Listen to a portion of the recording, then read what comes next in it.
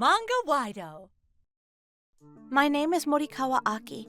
I lost my father when I was young because he got sick, and I've been living with my younger brother and my mother since. They found a malignant tumor in my mother about 2 years ago. We had tried surgery and chemo, but to no avail. Aki, you don't need to worry about me. So worry about your own store, your cafe. Mom, thank you. I'm going to make sure I'm successful. My mother passed away peacefully in hospice while my brother and I watched. Because my mother left me with such amazing kindness, I was able to move forward with my brother quickly. I was especially able to move forward as I was so close to achieving my goals. Hey, Mom, watch over me, okay? I'm going to make a great store. I had a fancy little store that had all of my little designs in it. That was my dream since I was a kid. After I made my dream cafe, I was busier than you could imagine. There were no real cafes nearby, so our store was full every single day. We didn't have enough people, so we ended up hiring an extra set of hands, twice what we expected. However, after something happened, things started to look gloomy. Welcome! Huh? Hey, lady! The usual. Black. I'd like a caramel latte. Triple caramel. Okay. After this crowd shows up, all the other customers leave in a hurry. It wasn't just that, he started asking for taxes. Hey, lady! You really need to start figuring it out. You want to keep this business going, right? No, I can't give you any of my money. Oh, come on. You already paid us once. It's the same thing, just do it again. I gave you the money as cleaning fees. Our prefecture punishes both the Yakuza and the business for hiring them. I could not fold. I will call the police. Whatever. I'll leave you alone for today. But I'll come again. They stayed way too long than I was comfortable for, but they finally left. I'm home! Hey, sis. Dinner is ready. Heita, who was now in college, would take care of the house on his own. I was so happy to have him around. I was proud of him. You don't look too good. Did the thugs come again? Yeah, they stayed a little over an hour. I was sighing and started eating when... Who could it be this late at night? He went to the entrance. I was confused too, so I checked the intercom when... Oh, no way! They came to the house? There was a man who definitely looked the part of a Yakuza member. I'm gonna tell them what's what! Before I could stop him, he answered the intercom. Are you the guy who's coming to my sister's store? If you come near either of us again, we're gonna call the police! Huh? No. I don't understand. You must be confusing me with someone else. I'm here for something else. Give me a break! You have no idea how much of a headache my sister has because of you people! No, seriously. You're mistaking me for someone else. Mom? Is Mom there? Huh? Mom passed half a year ago. Huh? This guy, he's not like the others that come to the store, and he looks kind of familiar. I'm going to answer the door. Huh? Sis! Are you... Aki? Aki, right? Oh my god. Kenichi, right? Is it you, Ken? Yeah! Long time no see. It's been since, what? Elementary school? After I transferred, right?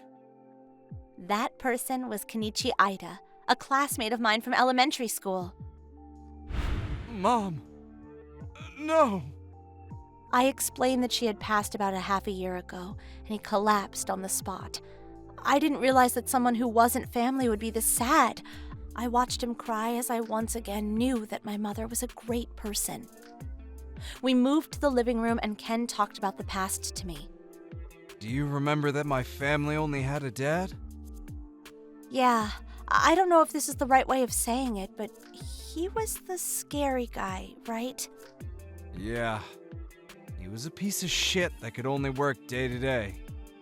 When Ken was young, he was always starving. He wasn't being fed. In other words, he was neglected. The only time he could eat was when he ate lunch and a little special time after school. Mom had heard about what Ken was going through, and she said, "Hey, come by my store. I'll make sure you're going home full." To Ken. At the time, Mom had a small restaurant. She would call Ken and, "It's only leftovers, so you'd be helping me out." Cook him leftover meals. Ken was pretty hesitant at first, but he slowly started eating more and more every day. Eventually, he would be at my mom's store before I got home. "Welcome!" He would even welcome people to the store. Hey, today's omelet is really good. You should have some. I'll eat at the house. Also, Ken, it's good today. Today's omelet is also good. Oh, my bad. Her cooking is the best in the whole world. There was also a different event. One day after class, when I went by the restaurant, Ken and Mom were staring at each other. Ken was crying. Mom was also crying. "You never say that you want to go to your mom's place, no matter how sad you are. Never. Do you understand?" But... He must have gotten tired of living with his father. Ken had told my mom that he was tired of being alive. "If I could, I would take you in a heartbeat. I need you around, Ken. I really believe that, so please, don't ever forget that, okay?" Auntie... However, at around the same time, my mother's mother, in other words, my grandma, had collapsed. We had to move because we had to take care of her. As we started getting closer to the day of the move, my mother took Ken to the local foster home. She was begging the employee, "Please, take care of this child, please." She was crying because she was upset that she couldn't protect him and she couldn't take him. That's how our families went our separate ways. After that, I ended up going down a pretty rough path. I did whatever I could in school and played a lot. I went to middle and high school, but I was just an outlaw. I see. You seem to be doing so well in the letters. I mean, she did so much for me. I couldn't tell her that I turned into some delinquent. After he graduated, he eventually stepped foot into the Yakuza world. That was probably around the time that we stopped receiving letters from him. Anyway, I wish I could have seen her. I wanted her to be the first one to know that I was on the right path again. Right path? Yeah. Some things happened and our gang disbanded. I'm allowed to live in the regular world now. Oh, really? Congratulations! Oh, I think. Thanks. Anyway, your brother seemed pretty upset a second ago. What's that about?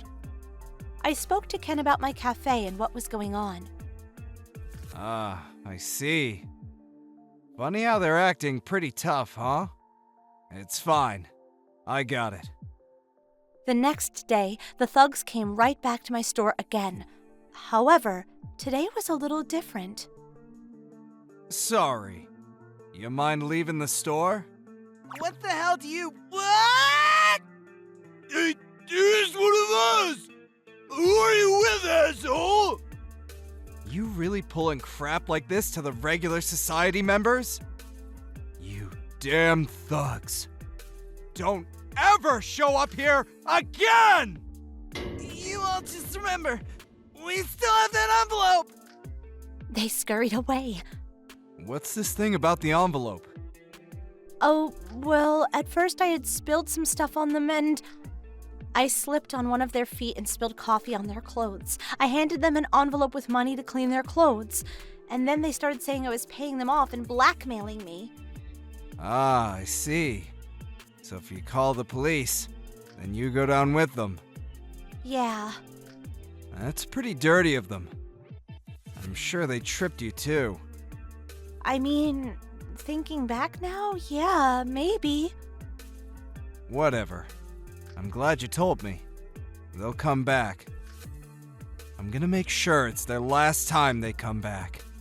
Just as Ken said, the thugs came back the next day as well. They looked around for Ken and came straight to me when they couldn't find him. Hey, lady! Don't hire some Yakuza, alright? That's mean. You realize we might have to call the police now, right? Huh? Report some bribery? But I was terrified. That's when Got it. Ken shouted from the back. Did you get it? Heita, wielding a camera, also popped out from the back, nodding victoriously. You two? You were, huh? What'd you do? Oh, I just got evidence of a terrified victim. This is totally attempted blackmail. Damn it! You really had to do that, huh? That's fine. We'll get you back. It was right as the thugs were ready to throw down. You two, enough! Sir! Why are you here?